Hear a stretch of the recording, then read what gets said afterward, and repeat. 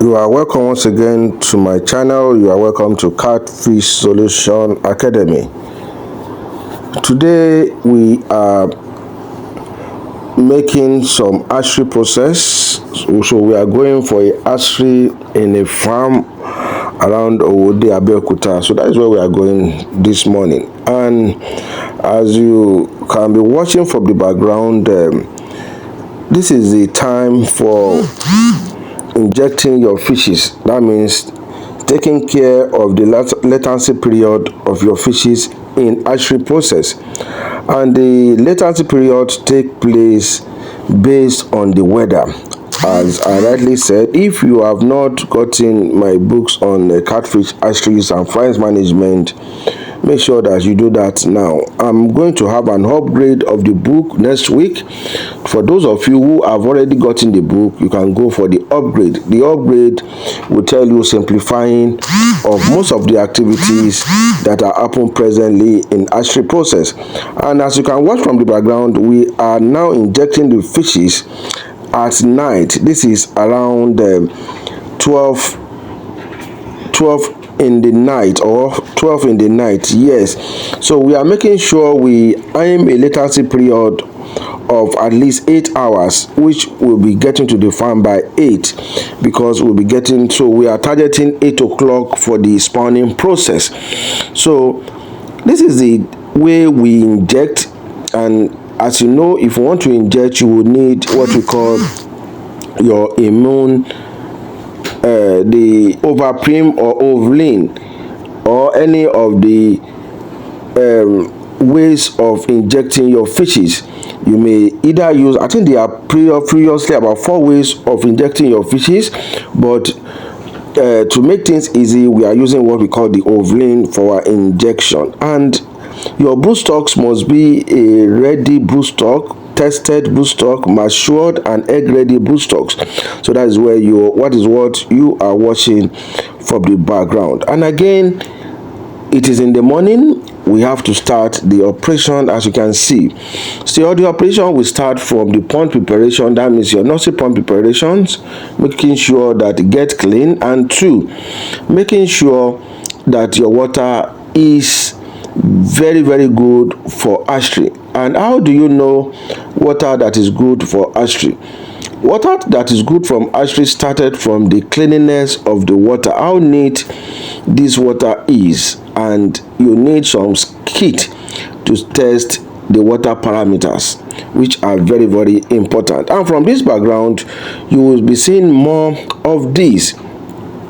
Because this is the first time of us getting to the farm, we noticed that because of some newly construction job that is done in the hatchery, the water turbidity is extremely high and there are a lot of dirties. So with this, we need to start our operation by giving lectures to the attendee of the training. So the training started now. So the training started from the water turbidity to experience and to tell the effect and disadvantages of water turbidity to fryers. Water turbidity does not really mean a lot to grow out, but it means a lot to fryers. So the lectures kick on by expressing the effect of water turbidity to your fryers.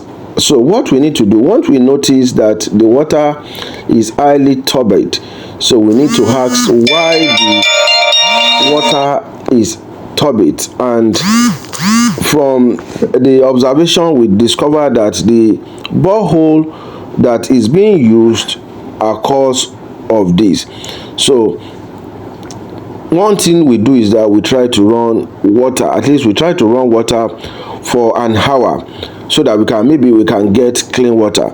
And on this purpose, because of we have injected the fishes and the fishes is ready, in short, they have started wasting their egg when we are trying to clean the ponds, when we are trying to make things set. So on this level, we need to use a pond. So we need to use a pond because we have 3 ponds available. We are going to use 2 ponds for hatchery and the other extra ponds in order to lift the net, so that we can still have more fishes. As I normally tell you, if you are doing hatchery, make sure that you have ponds down where you are going to lift your net so that you won't lose everything out. So the process has started. So based on this, because we are using this water and the water is highly turbid, but we need to hatch because of the arrival of the injected fishes. So, and we need to put clean water to other tanks. Maybe we can shift if the water is clean, but before we do that, we need to test the parameters of the waters. What are the parameters you need? The parameters, first thing you check is the pH of the water, the alkaline level of your water, the chlorine and the Bauman of your water. Those are the first thing to check. After checking that, we discover that it's bromine free, it's chlorine free, but the water is low. That means it's acidic. So we need to introduce some substance in order to correct that. In this level, we test the hardiness, we test the water, the TDS of the water, that means the total dissolved solid in the water, and we try to test the electronics conductivity of the water and the salinity of the water.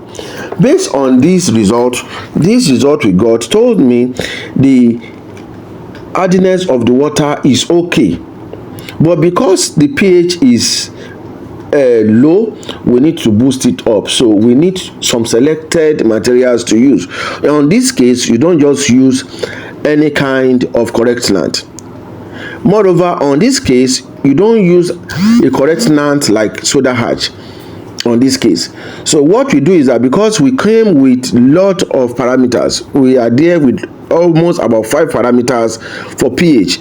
So I need to select and introduce to the pond. So after the introduction to the pond, that is what you are seeing on the process. We now make sure that the pH came to 7, while the hardiness runs to 120, and the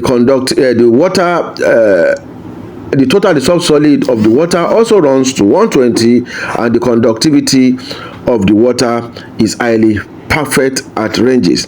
So with this, we need to do what? Check the outlet, because most of hatchers, we do have problem with outlet without knowing. What do I mean by this? Outlets constitute about 80% of losses if you are not careful. But because many people are not being understood or have not gotten the experience enough to do this, so we don't really care about our outlet. What did I mean? The outlet pipe really result in wasting your fryers when it comes out. So you need to know what you use in blocking your outlet. It is very, very important for you to know what you are going to use to block your outlet, and what can you use for the blockage of your outlet. Is either you use what we call the siphoning net, or we use what we call the chiffon net, or we use chiffon cloth, or we use what we call the siphoning net. Siphoning net are not mainly, they are some of these white net, and if we are using those white net, you need to roll it about 5 to 6 times so that there will not be any gap that will take off the fryers. And note, your fryer sometimes depends on the bigger size of your fryer, depends on the size of your egg. So that is why sometimes if you want to do your hatchery process, press the egg of the fishes before you inject so that you can know the size of your egg. If you have smaller sizes of eggs, it is important for you to use the chiffon net and chiffon cloth. And chiffon cloth are the scarf, woman's scarf. Chiffon clothes are the white cloth. Those are what you need to prepare for your hatchery. So By this time, what you are watching from the background is preparing basically for the run off of the pond. That means the outlet of the pond. And after then, we need to place our kakaban. Here we are using the floating kakaban, and using the floating kakaban, it will need a lot of suspension so that 100% of the net will be underneath the water. That means will be suspended inside the water, because if any of the net comes up, you may have problem. So while doing that and running another water, I don't discover that the borehole is being cleared.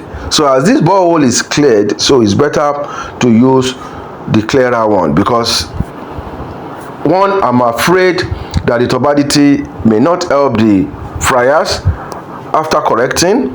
This may stress them, so I need to switch over to the cleaned water. So you can see me started the preparation again, and started, because we have run the borehole for like 1 hour, and I think we can get a little bit perfect result. So if you are having water turbidity, that means maybe you have a rainfall, and this rainfall, heavy rainfall, may causes, for those of us who are using well water, this may causes turbidity, high turbidity in our water. So how do you do this? Make sure before you use it for the hatchery, make sure that you flush all of them out. In this process, we have a lot of trainings available, and we need to check to tell them the purpose, the advantages and the disadvantages. So we need to check all those parameters again for the other pond. So conclusively, we have checked. We need to put our correct net again, check again if the parameters is okay. The one problem a hatcher will make is not to have an adequate parameters at hatchery level, that means at incubating level.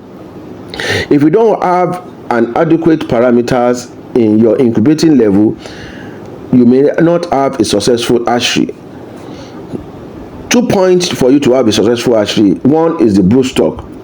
Based on your incubating period, your brood stocks must be a very good one. You must be sure of the brood stock you are using.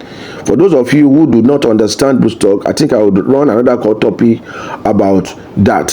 So, and number 2 is your water parameters. Once those 2 is okay, I bet you will have a successful hatchery. And after then, we now talk about the nursery. The nursery is how do you run water? Which water can you run? How do you manage the water you run into your hatchery to sustain, to manage, and to make sure that you have a successful nursery period. So those are the 3 parts of hatchery. We have the number 1 stage is the spawning stages, which you select your broodstock. Selecting the broodstock. The second one is the planning standing stages, and the third one is your nursery stages. The water turbidity is not 100% clear for now, but because at least we can see that it's about 70%, it has to be taken to use, because our eggs is extremely wasting. So with this, we need to have our rocks for suspension to suspend the incubator. For those of you who are using such floating kakabans, I think you need to clean them with salt and make sure that everything you are doing is clearly treated with salt. And again, on this you can see, because we are using 2 ponds, 2 incubators, I need to make sure that the parameters are right, because the time is getting off. So I need to make sure all the parameters I have to be in order. So making the parameters to be order, this is where I'm checking the hardiness of the water, and I'm checking 4 parameters, and I will be checking the salinity of the water. I've already checked the salinity, and I noticed the water is free from salt, so it's good to go. I've already checked for the pH, and I'm checking for the other parameters. Then after this, we'll be doing our spawning process, and we'll be laying the eggs. And if you somebody like you that needs such and training, make sure that you contact us, and we will be with you.